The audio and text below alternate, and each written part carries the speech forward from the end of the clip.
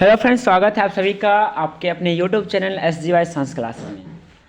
Friends, वैसे student जो Bihar board matric परीक्षा 2023 में देने वाले हैं उनके लिए बिहार बोर्ड ने ऑफिशियल मॉडल पेपर जारी कर दिया है। बहुत से स्टूडेंट्स को पता नहीं था कि कोई कह रहा था कितना आएगा ऑब्जेक्टिव, तो इसलिए अब बिहार बोर्ड का आज ऑफिशियल आ चुका है। तो और उस सभी प्रश्नों का हम लोग सही उत्तर जानेंगे क्या है। वैसे तो बिहार बोर्ड ने केवल मॉडल पेपर जारी किया है और उसमें केवल क्वेश्चन से आंसर नहीं दिया गया है, तो उस सभी प्रश्नों का हम लोग आज इस वीडियो में आंसर देखने वाले हैं। और जो विषय है आज का इस वीडियो में विज्ञान का देखेंगे। किसका देखेंगे? हम लोग विज्ञान का सही प्रश्न का आंसर देखेंगे, सभी प्रश्नों का। और ये जो प्रश्न है आपका बिल्कुल सही होगा, बिल्कुल एक्यूरेट होगा, 100% के साथ आपका आंसर जिसका सही होगा। तो चलिए आज की सेशन को हम लोग स्टार्ट करते हैं। तो देखिए, सेशन स्टार्ट करने से पहले एक मोटिवेशन शायरी है, सुनिएगा ज़रूर। कहता है,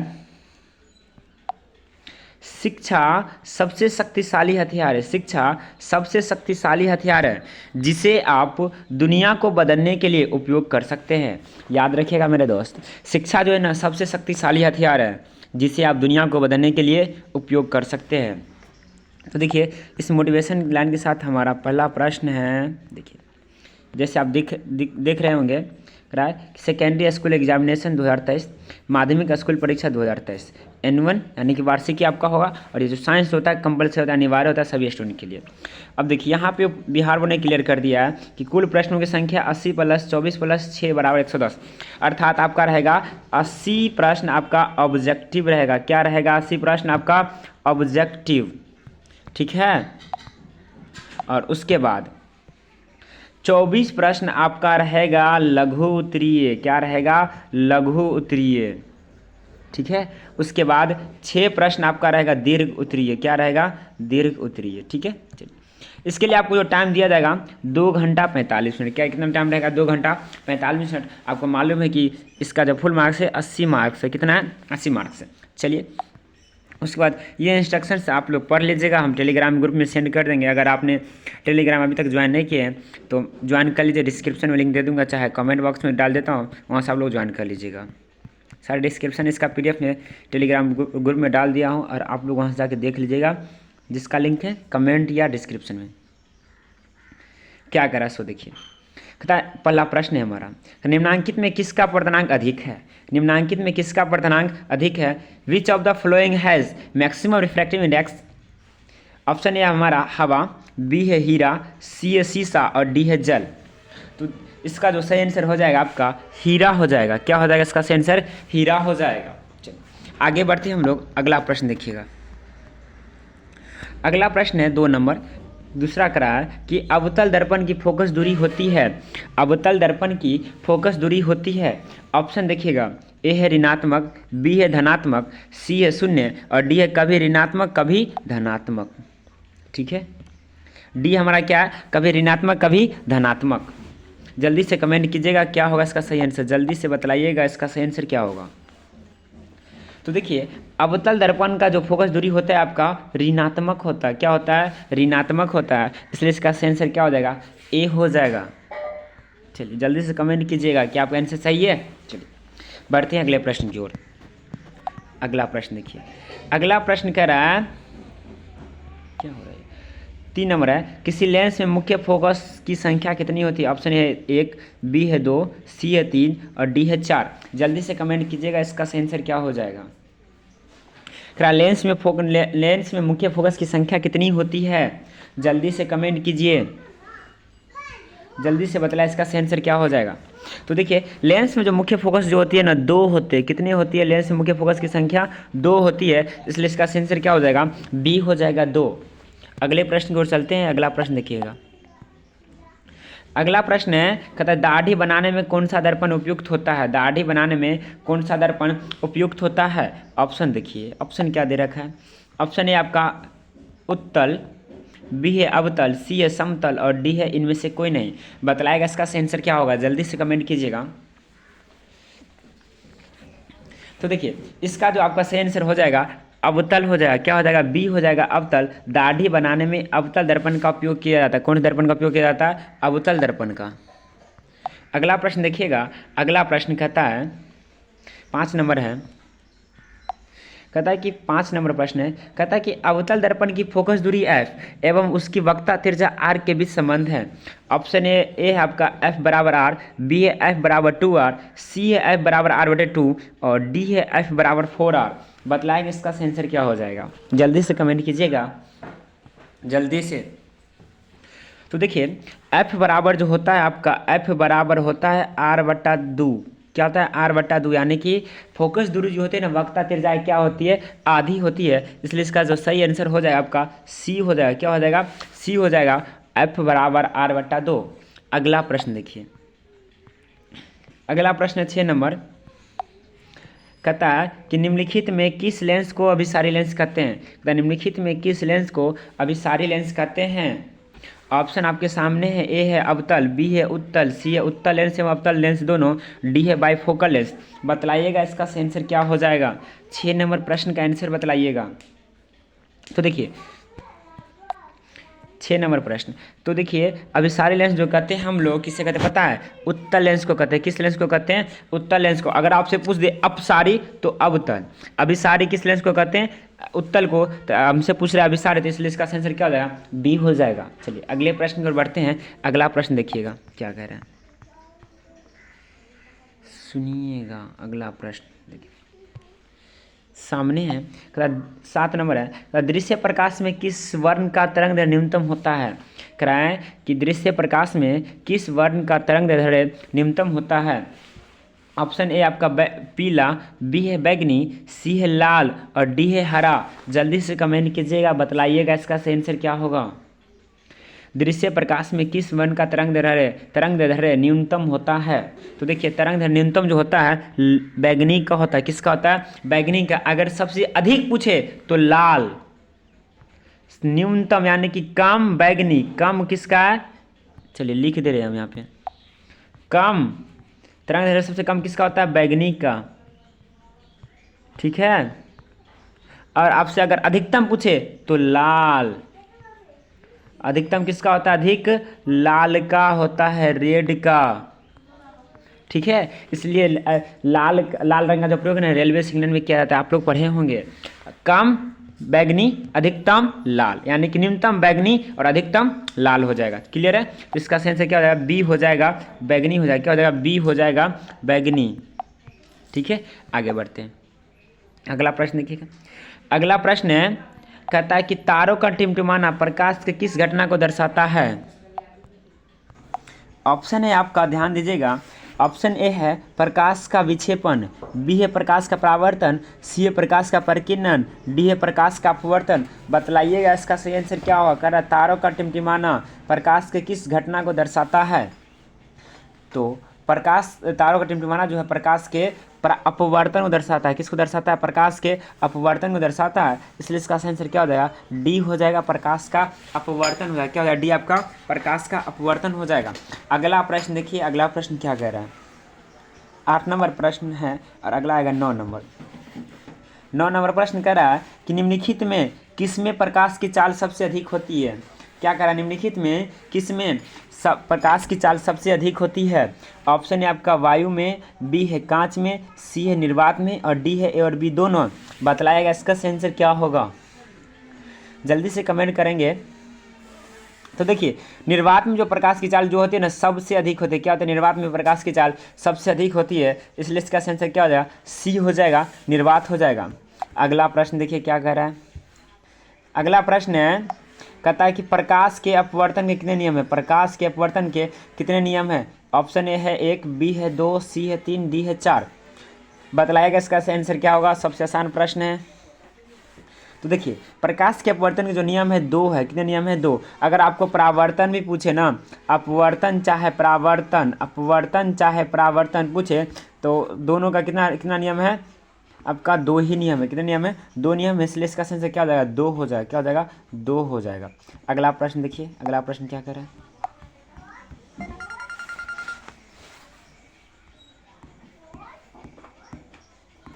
अगला प्रश्न कहता है कि जल विद्युत संयंत्र किस ऊर्जा को विद्युत ऊर्जा में रूपांतरित करता है। जल विद्युत संयंत्र किस ऊर्जा को विद्युत ऊर्जा में रूपांतरित बदलता है। कन्वर्ट करता है। ऑप्शन है आपका नाभिकीय ऊर्जा, बी है सौर ऊर्जा, सी है स्थितिज ऊर्जा, डी है तापीय ऊर्जा। बतलाइएगा इसका सही आंसर क्या हो जाएगा। तो देखिए इसका जो सही आंसर हो जाएगा आपका सी हो जाएगा, स्थितिज ऊर्जा। क्या हो जाएगा, स्थितिज ऊर्जा इसका सही आंसर हो जाएगा, सी हो जाएगा इसका सही आंसर, सी। चलिए आगे बढ़ते हैं। अगला प्रश्न देखिए, अगला प्रश्न क्या कह रहा है। कहता है 12 नंबर है, कहता है कि जलता हुआ मोमबत्ती बदलता है, जलता हुआ मोमबत्ती बदलता है। ऑप्शन ए आपका विद्युत ऊर्जा को प्रकाश ऊर्जा में, बी है रासायनिक ऊर्जा को प्रकाश ऊर्जा में, सी है ध्वनि ऊर्जा को प्रकाश ऊर्जा में, डी है इनमें से कोई नहीं। बतलाइएगा इसका सही आंसर क्या हो जाएगा। तो देखिए जलता हुआ मोमबत्ती जो है ना, आपको बतला दे रासायनिक ऊर्जा को, किसको, रासायनिक ऊर्जा को प्रकाश ऊर्जा बदलता है, इसलिए इसका सही आंसर क्या हो जाएगा, बी हो जाएगा। अगला प्रश्न देखिए क्या कह रहे हैं। 13 नंबर प्रश्न है। 13 नंबर प्रश्न कह रहा है कि एक विद्युत सेल से धारा प्राप्त करने पर इसके सिरों के बीच विभवांतर का मान विद्युत वाहक बल की तुलना में हो जाता है। ऑप्शन ए है आपका अधिक, बी है कम, सी है दोगुना, डी है इनमें से कोई नहीं। बतलाइएगा इसका सही आंसर क्या हो जाएगा। तो देखिए इसका जो सही आंसर हो जाएगा, जल्दी से कमेंट कीजिए आप लोग, इसका बतला दे रहे, इसका जो सही आंसर हो जाएगा आपका बी हो जाएगा। क्या हो जाएगा, बी हो जाएगा, कम हो जाता है। क्या हो जाता है, कम हो जाता है। अगला प्रश्न देखिएगा, अगला प्रश्न क्या कह रहे हैं। 14 नंबर प्रश्न है, कहता है कि प्रतिरोध का मान बढ़ाने के लिए प्रतिरोधक को जोड़ा जाना चाहिए। ऑप्शन है समांतर क्रम में, बी है श्रेणी क्रम में, सी है ए तथा बी में, और डी है इनमें से कोई नहीं। बतलाइएगा इसका सही आंसर क्या हो जाएगा। अगर प्रतिरोध का मान क्या करना है, प्रतिरोध का मान बढ़ाने के लिए प्रतिरोध को जोड़ा जाना चाहिए, तो श्रेणी क्रम में, किस में, सीरीज में जोड़ना चाहिए। किस में जोड़ना चाहिए, सीरीज में। अगर सीरीज जोड़ते तो प्रतिरोध का मान क्या हो जाएगा, बढ़ जाएगा, प्रतिरोध का मान बढ़ेगा। अगर समांतर क्रम में जोड़ेंगे तो प्रतिरोध का मान क्या हो जाएगा, घट जाएगा। ठीक है, चलिए आगे बढ़ते हैं। अगला प्रश्न देखिए, अगला प्रश्न कह रहा है कि 15 नंबर है, विद्युत चुंबक बनाने के लिए प्रायः जिस क्षार का उपयोग होता है वह है। ऑप्शन है आपका तांबा, बी है नरम लोहा, सी है इस्पात, डी है इनमें कोई नहीं। बतलाइए जल्दी से इसका सही आंसर क्या हो जाएगा। तो देखिए इसका जो आंसर हो जाए आपका बी हो जाएगा, नरम लोहा। क्या हो जाएगा आपका, बी हो जाएगा, नरम लोहा हो जाएगा। अगला प्रश्न देखिएगा, अगला प्रश्न, अगला प्रश्न कह रहा है 16 नंबर, कहता है कि उच्चतर ताप पर कौन सी प्रक्रिया पूरी की जाती है। उच्चतर ताप पर कौन सी प्रक्रिया पूरी की जाती है। ऑप्शन ए आपका नाभिकीय विखंडन, बी है नाभिकीय संलयन, सी है दोनों ए और बी दोनों, और डी है इनमें से कोई नहीं। जल्दी से बताइए क्या होगा इसका सही आंसर। जल्दी से कमेंट कीजिएगा क्या हो जाएगा इसका सही आंसर 16 नंबर प्रश्न का। तो देखिए इसका जो आंसर हो जाएगा आपका सी हो जाएगा। क्या हो जाएगा, सी हो जाएगा, नाभिकीय विखंडन एवं नाभिकीय संलयन। तो इसका सही आंसर क्या है, ए और बी दोनों है, इसलिए इसका सही आंसर क्या हो जाएगा, सी हो जाएगा। अगला प्रश्न देखिए क्या कह रहा है अगला प्रश्न।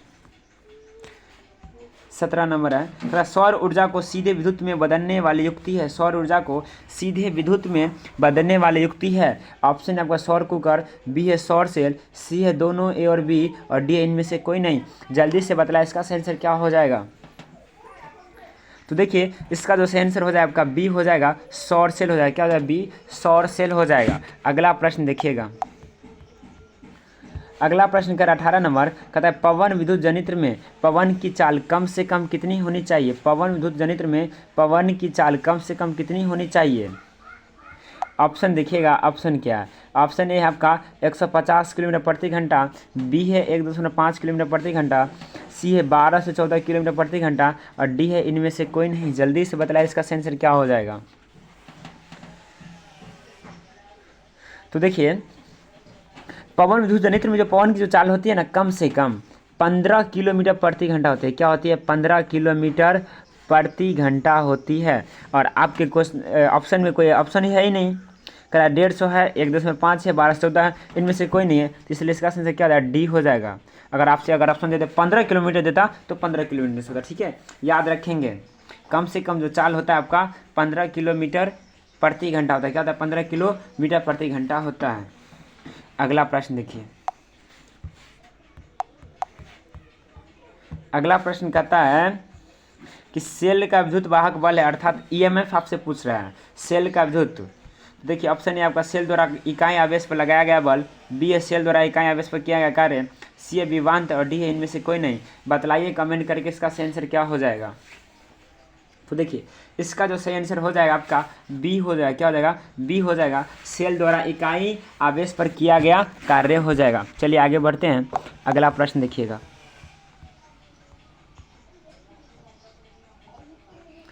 अगला प्रश्न कर रहा है 20 नंबर है, कह रहा है घरेलू परिपथ में मुख्य रूप से किसकी आपूर्ति होती है?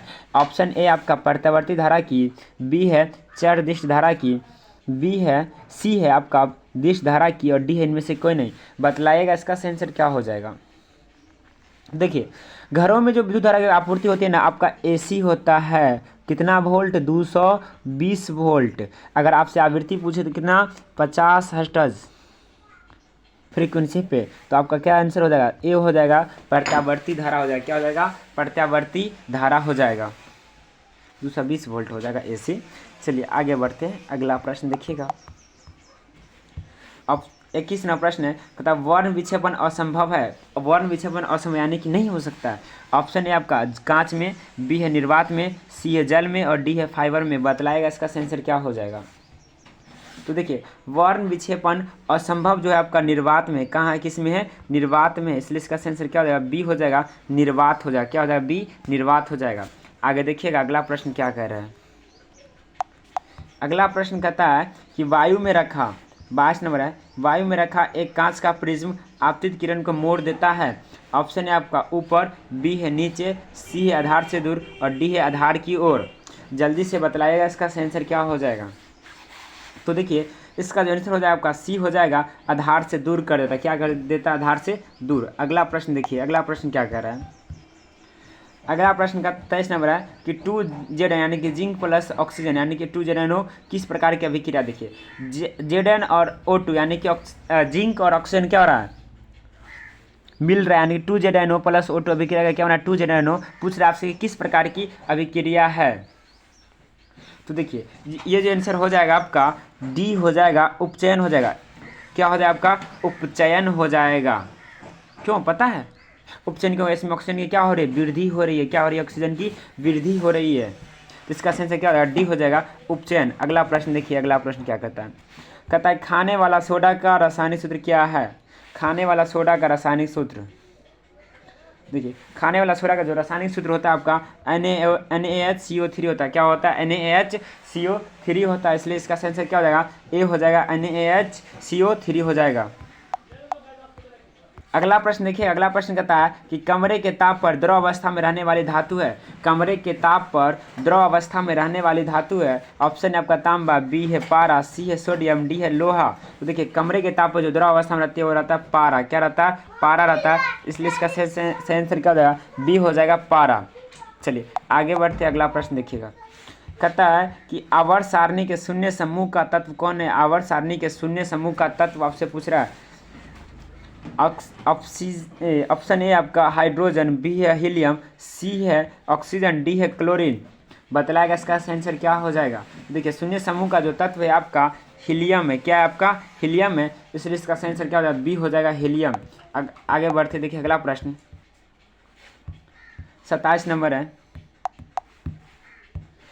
कहता है कि सोडियम कार्बोनेट के जलीय विलयन में मेथिल ऑरेंज का विलयन मिलाने पर विलयन का रंग परिवर्तित होकर निम्नलिखित में कैसा हो जाता है? ऑप्शन है आपका पीला, बी है लाल, सी है गुलाबी और डी है हरा। बतलाएगा इसका आंसर क्या होगा, जल्दी से कमेंट कीजिएगा।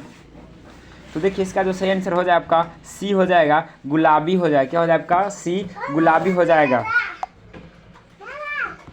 अगले प्रश्न को, अगला प्रश्न देखिएगा। कहता है ग्लोबल वार्मिंग के लिए उत्तरदायी गैस कौन निम्नलिखित में कौन है? ऑप्शन है आपका NH3, बी है CO2, सी है O2 और डी है N2। बतलाएगा इसका आंसर क्या हो जाएगा। इसका जो सही आंसर हो जाएगा बी हो जाएगा, CO2 हो जाएगा। क्या हो जाएगा? बी, CO2 हो जाएगा। अगला प्रश्न देखिए, अगला प्रश्न क्या कह रहा है। कहता है कि गंधक की परमाणु संख्या क्या है? गंधक की परमाणु संख्या क्या है? देखिए गंधक को हम लोग क्या कहते हैं पता है? सल्फर कहते हैं। क्या कहते हैं? सल्फर। ठीक है, याद रखिएगा गंधक को क्या कहा जाता है? सल्फर। याद रखिएगा, सल्फर।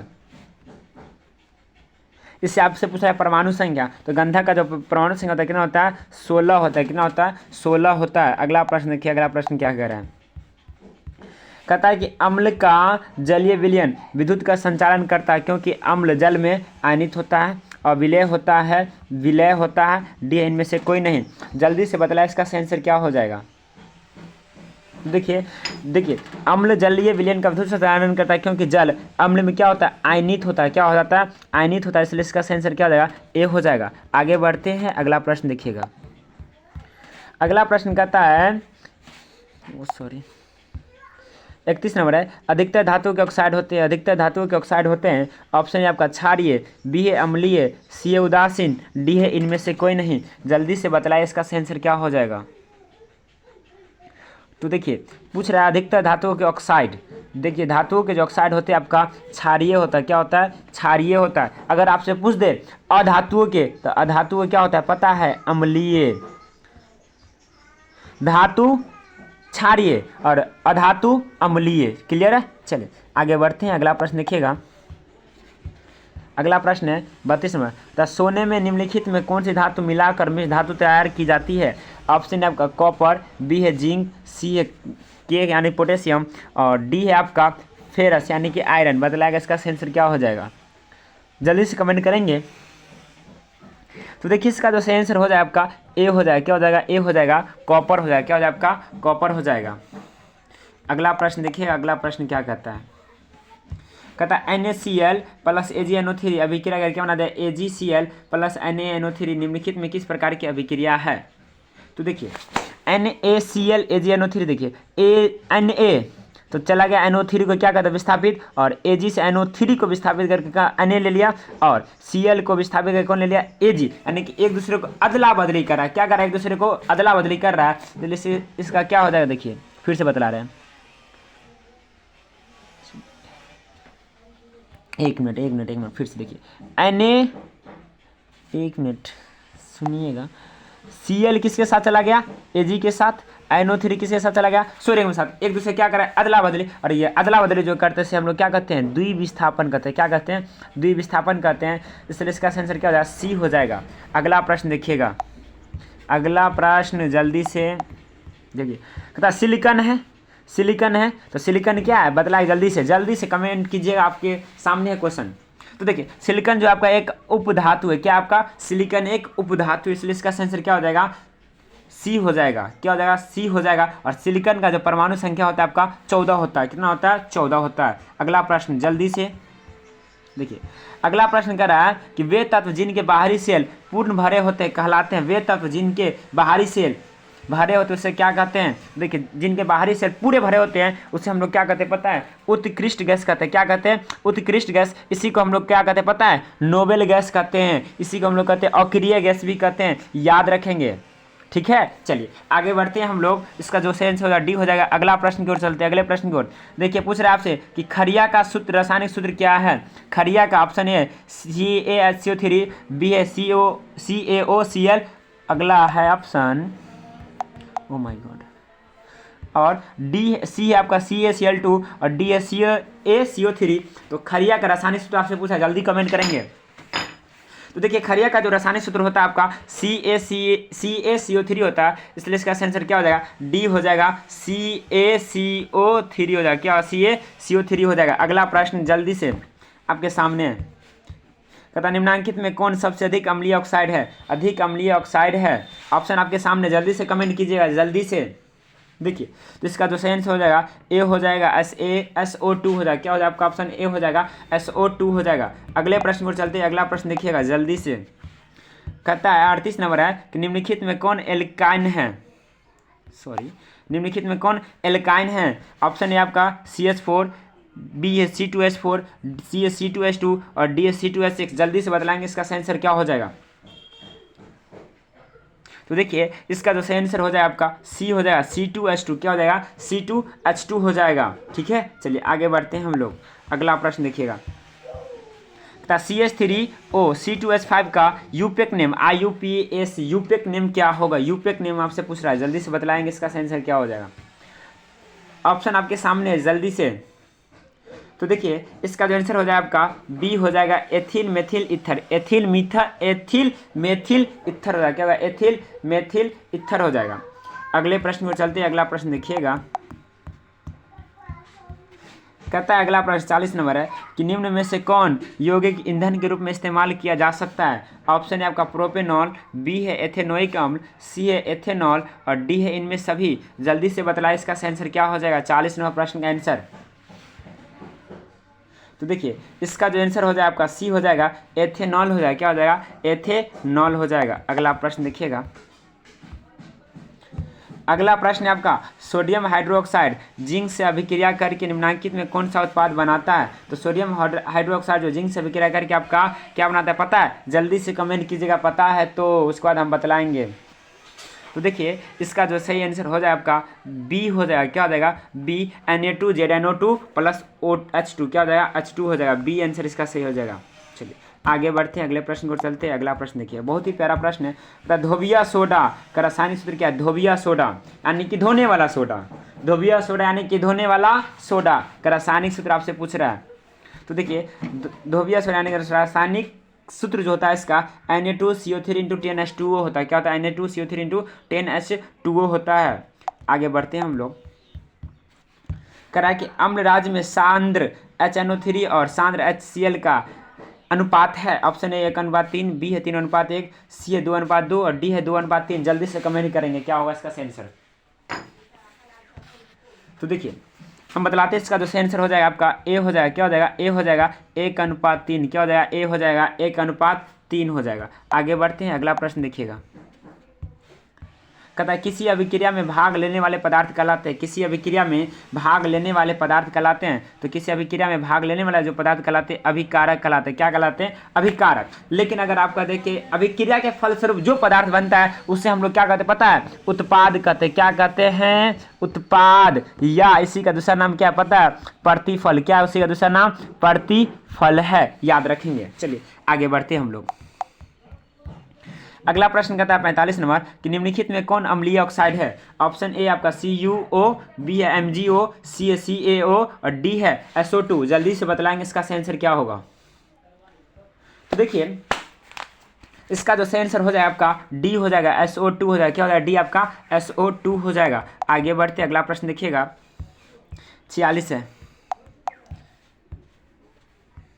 निम्नलिखित में कौन सा पदार्थ का जलीय घोल लाल लिटमस पथ को नीला कर देता है। जल्दी से बतलाएगा इसका आंसर क्या हो जाएगा। तो देखिए इसका जो आंसर हो जाएगा बी हो जाएगा क्षार हो जाएगा, बी क्या हो जाएगा क्षार हो जाएगा। आगे बढ़ते हैं, अगला प्रश्न देखिएगा, कहता है स्वस्थ शरीर का सामान्य पीएच मान आपसे पूछ रहा है। ऑप्शन है आपका 5 से 7, बी है 2 से 3, डी है 7.0 से 7.8 और डी है 9 से 9.5। जल्दी से बतलाइएगा, स्वस्थ शरीर का पीएच मान पूछ रहा है आपसे। तो देखिए हमारे शरीर का जो पीएच जो होता है ना 7 से 7.8 के बीच होता है, कितना होता है 7 से 7.8 के बीच होता है, इसलिए इसका आंसर क्या हो जाएगा सी हो जाएगा, 7 से 7.8 हो जाएगा। अगला प्रश्न देखिएगा, कहता है कि निम्नांकित यौगिकों में कौन जल में विलय है। निम्नांकित यौगिकों में कौन जल में विलय है। तो देखिए तो इसका सही आंसर क्या हो जाए जल्दी से कमेंट कीजिए। देखिए जल में विलय CO2 भी है, बी है बेंजीन भी है, मेथेन भी है, डी है ग्लूकोज, यानी कि चारों के चारों विलय है। तो ये आपका नोट श्योर कन्फर्म नहीं है। आगे बढ़ते हैं हम लोग, अगला प्रश्न देखिएगा 49 नंबर क्या कह रहा है। कहता है निम्नांकित में कौन अमलगम है। क्या है अमलगम है। तो अमलगम जो आपका CuZn है, क्या CuZn कॉपर जिंक है, क्या आपका कॉपर जिंक है। आगे बढ़ते हैं हम लोग, अगला प्रश्न देखिएगा 50 नंबर है।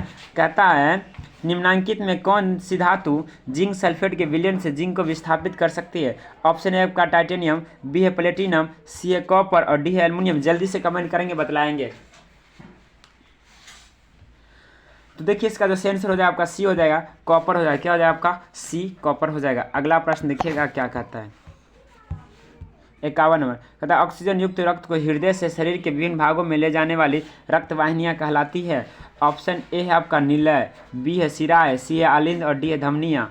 तो देखिए रक्त को हृदय से शरीर के विभिन्न भागों में जो ले जाती है ना वो आपका क्या कहलाता है पता है डी हो जाएगा। इसका आंसर क्या हो जाएगा डी धमनियाँ हो जाएगा, क्या हो जाएगा डी आपका धमनियाँ हो जाएगा।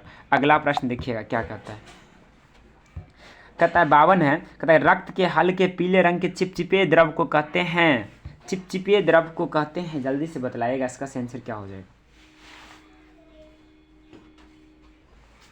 तो देखिए इसका जो आंसर हो जाएगा आपका सी हो जाएगा, प्लाज्मा हो जाएगा। क्या हो जाएगा आपका सी, प्लाज्मा।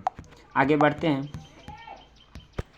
अगला प्रश्न का 53 नंबर, निम्न किन पौधों की पत्तियों पर स्टोमाटा अनुपस्थित, यानी कि स्टोमाटा नहीं होता है। ऑप्शन है जीरोफाइट्स, बी है जलमग्न हाइड्रोफाइट्स, सी है एंजियोस्पर्म और डी इनमें से कोई नहीं। जल्दी से बतलाइए क्या होगा। तो देखिए इसका जो आंसर हो जाएगा आपका ए हो जाएगा, जीरोफाइट्स हो जाएगा। आगे बढ़ते हैं। कहता है किण्वन क्रिया पाई जाती है, किण्वन क्रिया पाई जाती है। ऑप्शन है ईस्ट में, बी है हाइड्रा में, सी है अमीबा में और डी है इनमें से कोई नहीं। जल्दी से बतलाइए किण्वन क्रिया। तो देखिए किण्वन क्रिया जो पाई जाती है आपका ईस्ट में पाई जाती है। किस में पाया जाता है, ईस्ट में पाया जाता है, इसलिए इसका आंसर क्या हो जाएगा, ए हो जाएगा, ईस्ट हो जाएगा। क्या हो जाएगा आपका, ईस्ट हो जाएगा। आगे बढ़ते हैं। अगला प्रश्न देखिए 55 नंबर है, 55 नंबर होगा। कहता है पूर्ण विकसित अंडाशय कहलाता है। ऑप्शन है बीज, बी है फल, सी है बीजांड, डी है इनमें से कोई नहीं। जल्दी से। तो देखिए पूर्ण विकसित अंडाशय जो कहलाता है आपका क्या कहलाता है, फल कहलाता है, इसलिए इसका आंसर क्या हो जाएगा, बी हो जाएगा, फल। आगे बढ़ते हैं हम लोग। अगला प्रश्न देखिएगा। कहता है ग्लूकोज का रासायनिक सूत्र है, ग्लूकोज का रासायनिक सूत्र। तो बच्चे वाली सवाल है, जल्दी से कमेंट कीजिएगा क्या होगा। तो देखिए ग्लूकोज का जो रासायनिक सूत्र होता है आपका C6H12O6 होता है। क्या होता है, C6H12 और O6। आगे बढ़ते हैं। अगला प्रश्न देखिएगा। कहता निम्नलिखित में किस पौधे का प्रकाश संश्लेषी इकाई होते हैं। क्या करा है, निम्न में किसे पौधे का प्रकाश संश्लेषी इकाई होते हैं। ऑप्शन आपके सामने, क्लोरोप्लास्ट, बी है प्लास्टिड, सी है क्लोरोफिल और डी है क्वांटासम। क्या होता है, क्वांटासम होता है। तो देखिए इसका जो आंसर हो जाएगा आपका ए हो जाएगा, क्लोरोप्लास्ट हो जाएगा। क्या हो जाएगा आपका, क्लोरोप्लास्ट हो जाएगा। आगे बढ़ते हैं हम लोग। कहता है ऑप्शन ए है अंडोत्सर्ग का कारण है, अंडोत्सर्ग का कारण है। तो अंडोत्सर्ग का जो कारण है आपका LH है। क्या है आपका, LH यानी कि हार्मोन। LH को क्या कहते हैं, हार्मोन कहते हैं। आगे बढ़ते हैं हम लोग। 59 है, निम्नलिखित जीवों में किस में अलैंगिक जनन द्विखंडन द्वारा नहीं होता है। निम्नलिखित जीवों में किस में अलैंगिक जनन द्विखंडन द्वारा नहीं होता है। तो ये होता है ईस्ट में होता है। किस में होता है, ईस्ट में द्विखंडन द्वारा नहीं होता है, इसलिए इसका आंसर क्या होगा, सी हो जाएगा, ईस्ट हो जाएगा। आगे बढ़ते हैं। अगला प्रश्न देखिएगा 60 नंबर है। तो प्रकृति में ऑक्सीजन का संतुलन कैसे बना रहता है, प्रकृति में ऑक्सीजन का संतुलन कैसे बना रहता है। जल्दी से बतलाइए, कमेंट कीजिए जल्दी से, कम ऑन, जल्दी से कमेंट कीजिए। हाँ चलिए, सब बहुत सारे बच्चों का आंसर आ रहा है, बिल्कुल से आपका आंसर। तो देखिए इसका जो आंसर है बी हो जाएगा, प्रकाश संश्लेषण द्वारा। क्या हो जाएगा, प्रकाश संश्लेषण द्वारा हो जाएगा। आगे बढ़ते हैं। अगला प्रश्न देखिएगा। कहता है कि भोजन के पाचन में निम्नलिखित में किस रस की भूमिका होती है। देखिए भोजन के पाचन में पूछ रहा है आपसे, पित्त रस का भी भूमिका होती है, अग्नाशय रस का भी, आंत्र रस का भी, तीनों का होता है, इसलिए इसका आंसर क्या हो जाएगा, डी हो जाएगा भाई साहब, इनमें से सभी हो जाएगा। आगे बढ़ते हैं। ऑप्शन है प्रश्न 62 नंबर, ट्रिप्सिन नामक एंजाइम पाया जाता है। ट्रिप्सिन नामक एंजाइम पाया जाता है। ऑप्शन है आपका पित्ताशय, बी है अग्नाशय रस, सी है आंत्र रस और डी है जठर रस। बतलाइए इसका आंसर क्या हो जाएगा।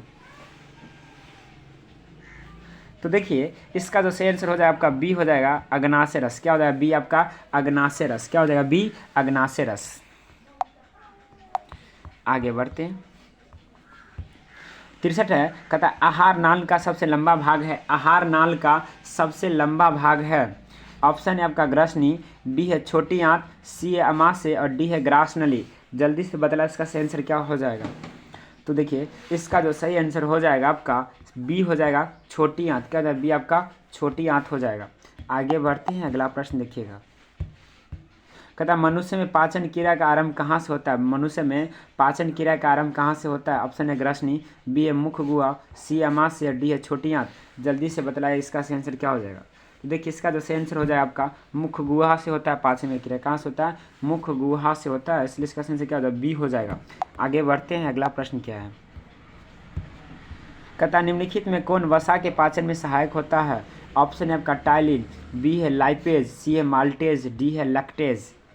बतलाएगा इसका सही आंसर क्या हो जाएगा। तो देखिए इसका जो सही आंसर हो जाएगा आपका बी हो जाएगा लाइपेज। क्या हो जाएगा, बी लाइपेज हो जाएगा। आगे बढ़ते हैं, अगला प्रश्न देखिएगा, जूम इन कर दे रहे हैं। 66 है, द ग्लाइकोलिसिस की प्रक्रिया संपन्न होती है। ऑप्शन है केंद्रक में, बी है कोशिका द्रव में, सी है माइटोकॉन्ड्रिया में, डी है स्टोमाटा में। जल्दी से बतलाइए इसका सही आंसर क्या हो जाएगा। तो जल्दी से कमेंट कीजिएगा। तो देखिए इसका जो सही आंसर हो जाएगा बी हो जाएगा कोशिका द्रव। क्या हो जाएगा, बी आपका हो जाएगा कोशिका द्रव हो जाएगा। आगे बढ़ते हैं हम लोग, अगला प्रश्न देखिएगा, जूम करते रहें, जूम करा कि ओजोन परत है, ओजोन परत है, जल्दी से बतलाइएगा। देखिए ओजोन परत हमारे लिए क्या लाभदायी है, क्या है, ओजोन परत हमारे लिए लाभदायी है। ठीक है, आगे बढ़ते हैं। कहता है निम्नलिखित में कौन फूल नर प्रजनन अंग है। निम्नलिखित में कौन फूल में नर प्रजनन अंग है। ऑप्शन है पुंकेसर, बी है दलपत्र, सी है पुष्पासन, डी है इनमें से कोई नहीं। जल्दी से बतलाइए इसका सही आंसर क्या हो जाएगा। तो देखिए नर प्रजनन अंग पूछ रहा है, तो इसका क्या हो जाएगा, ए हो जाएगा पुंकेसर। क्या हो जाएगा, ए आपका पुंकेसर हो जाएगा। आगे बढ़ते हैं, अगला प्रश्न देखिएगा। कहता पौधों में श्वसन क्रिया के अंतर्गत एटीपी के टूटने से कितनी ऊर्जा मुक्त होती है। ऑप्शन है आपका 30.5 किलो जूल प्रति मोल, बी है 305 किलो जूल प्रति मोल, सी है 3.5 किलो जूल प्रति मोल, डी है इनमें से कोई नहीं। जल्दी से बतलाइए इसका सही आंसर क्या हो जाएगा। तो इसका जो सही आंसर हो जाएगा आपका ए हो जाएगा 30.5 किलो जूल प्रति मोल। चलिए आगे बढ़ते हैं हम लोग, 70 नंबर प्रश्न होगा। कहता है इथाइल अल्कोहल किस प्रकार के शोषण से बनता है। इथाइल अल्कोहल किस प्रकार के शोषण से बनता है। ऑप्शन है आपका वायवीय, बी है अवायवीय, सी है किण्वन, डी है इनमें से कोई नहीं। जल्दी से कमेंट कीजिए क्या होगा इसका सही आंसर। तो देखिए इथाइल अल्कोहल जो आपको बनता है अवायवीय शोषण बनता है। कौन से शोषण से बनता है, अवायवीय शोषण से बनता है, इसलिए इसका सही आंसर क्या हो जाएगा, बी हो जाएगा। चलिए सही है आप लोग का, बिल्कुल सही। आप बच्चे का आंसर आ चुका था आपका, बिल्कुल सही है। आगे बढ़ते हैं हम लोग। देखिए कहता है रक्त में उपस्थित कौन सी कणिकाएं शोषण गैसों के परिवहन में भाग लेती है। जल्दी से बतलाइएगा क्या होगा इसका सही आंसर, जल्दी से कमेंट कीजिएगा। तो देखिए परिवहन में जो भाग लेता है आपका लाल रक्त कणिका, इसे क्या कहते हैं हम लोग, RBC, red blood cells, red blood cells. तो इसका सही आंसर क्या हो जाएगा, ए हो जाएगा। क्या हो जाएगा आपका, ए ऑप्शन हो जाएगा RBC, लाल रक्त कणिकाएं। आगे बढ़ते हैं, सॉरी 72 नंबर क्वेश्चन देखिएगा क्या कह रहा है। ये ना 71 हो चुका है, 72 देखिएगा। कहता कि पादप अपशिष्ट जमा होते हैं। ऑप्शन है पत्तियों में, छाल में, कोशिकीय रिक्तिकाओं में, डी है इनमें से सभी में। बतलाएगा इसका सही आंसर क्या होगा, जल्दी से कमेंट कीजिएगा। तो देखिए अब पादप अपशिष्ट जो जमा होता है पत्तियों में भी होता है, छाल में भी होता है, कोशिका रिक्तिकाओं में भी होता है, इसलिए इसका सही आंसर क्या होगा, डी हो जाएगा, इनमें सभी। क्या हो जाएगा, डी आपका इनमें सभी हो जाएगा। आगे बढ़ते हैं। ओ सॉरी कहाँ चला गई, यहाँ तक हम लोग देख चुके थे 72 तक, 73 देखते हैं। कहता है कि मनुष्य की आहार नाल का कौन सा भाग किसी एंजाइम को स्रावित नहीं करता है। ऑप्शन है आपका मुंह, बी है ग्रास नली, सी है आमाशय, डी है इनमें से कोई नहीं। जल्दी से बतलाए इसका सही आंसर क्या हो जाएगा। तो देखिए इसका जो सही आंसर हो जाएगा आपका बी हो जाएगा, ग्रास नली हो जाएगा। क्या हो जाएगा आपका, बी ग्रास नली हो जाएगा। चलिए आगे बढ़ते हैं हम लोग, अगला प्रश्न देखिए 74 होगा ना। चलिए कहता है कि कौन सा हार्मोन पौधे की वृद्धि से संबंधित नहीं है। कौन सा हार्मोन पौधे की वृद्धि से संबंधित नहीं है, जल्दी से कमेंट कीजिएगा क्या होगा इसका सही आंसर। तो देखिए पौधे की वृद्धि से संबंधित है आपका ऑक्सीजन भी है, जिब्रेलिन भी है, और सी आपका साइटोकाइन भी है, लेकिन एब्सिसिक अम्ल नहीं है पौधे की वृद्धि से, इसलिए इसका सही आंसर क्या हो जाएगा, डी हो जाएगा, एब्सिसिक अम्ल। आगे बढ़ते हैं, अगला प्रश्न देखिएगा। अगला प्रश्न है, कहता है कि मानव हृदय किस तंत्र का भाग है। ऑप्शन है आपका पाचन तंत्र, बी है श्वसन तंत्र, सी है उत्सर्जन तंत्र, डी है परिवहन तंत्र। जल्दी से कमेंट कीजिएगा क्या होगा। तो देखिए तो इसका जो सेंस हो जाएगा आपका डी हो जाएगा, परिवहन तंत्र। क्या हो जाएगा, परिवहन तंत्र हो जाएगा। आगे बढ़ते हैं हम लोग, अगला प्रश्न देखिएगा। कहता है कि जीव विज्ञान की वह शाखा जो जो गुणों के वंशानुक्रम के अध्ययन से संबंधित है, जल्दी से बतलाएगा। ये प्रश्न आप लोग बहुत अच्छे से पढ़े होंगे। देखिए, तो इसका जो सही आंसर हो जाएगा, हम बतला दें आपको, बी हो जाएगा, आनुवंशिकी हो जाएगा। क्या हो जाएगा? आनुवंशिकी हो जाएगा। बी ऑप्शन आपका क्या हो जाएगा? सही हो जाएगा। आगे बढ़ते हैं, अगला प्रश्न देखिएगा। कहता 78, श्वसन क्रिया में निम्नलिखित में से किस गैस को ग्रहण किया जाता है? श्वसन क्रिया में निम्नलिखित में से किस गैस को ग्रहण किया जाता है? तो देखिए, ग्रहण किया जाता है तो आपको जो हो जाएगा बी हो जाएगा O2। क्या हो जाएगा? बी आपका O2 ग्रहण किया जाता है, ठीक है। और CO2 को क्या किया जाता है? छोड़ा जाता है। O2 को ग्रहण और CO2 को छोड़ा जाता है। आगे बढ़ते हैं हम लोग, और कहता है कि ग्लूकोज में कार्बन में कितने परमाणु होते हैं? ग्लूकोज में, तो देखिए ग्लूकोज रासायनिक सूत्र क्या? C6H12O6। देखिए, और C6 यानी कि कार्बन के कितने परमाणु? 6। तो इसका आंसर क्या होगा? बी हो जाएगा, 6 हो जाएगा, ठीक है। आगे बढ़ते हैं हम लोग, अगला प्रश्न देखिएगा, और ये हमारा लास्ट प्रश्न होगा। लास्ट प्रश्न है हमारा। कहता है कि मनुष्य में मस्तिष्क में अनैच्छिक क्रिया का नियंत्रण केंद्र अवस्थित होता है। तो देखिए, इसका जो आंसर हो जाए आपका डी हो जाए, पश्च मस्तिष्क। क्लियर है? चलिए फ्रेंड्स, आज के सेशन में हम लोग बात किया कुल 80 प्रश्न जो बिहार बोर्ड ने ऑफिशियल जारी किया है मॉडल पेपर, उसका। और मिलते हैं अगले वीडियो में दूसरे सब्जेक्ट में। और ये हमारा विज्ञान का था। इसी तरह हम सभी सब्जेक्ट का वीडियो बना के आपको डाल देंगे, लाइव सेशन कराएंगे।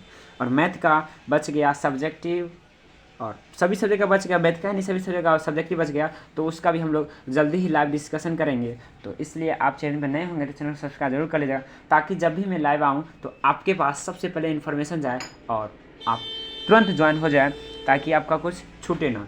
और मेहनत करते रहिए और अपने रिजल्ट को अच्छा लाइए। तो मिलते हैं अगले वीडियो में। जय हिंद, जय भारत।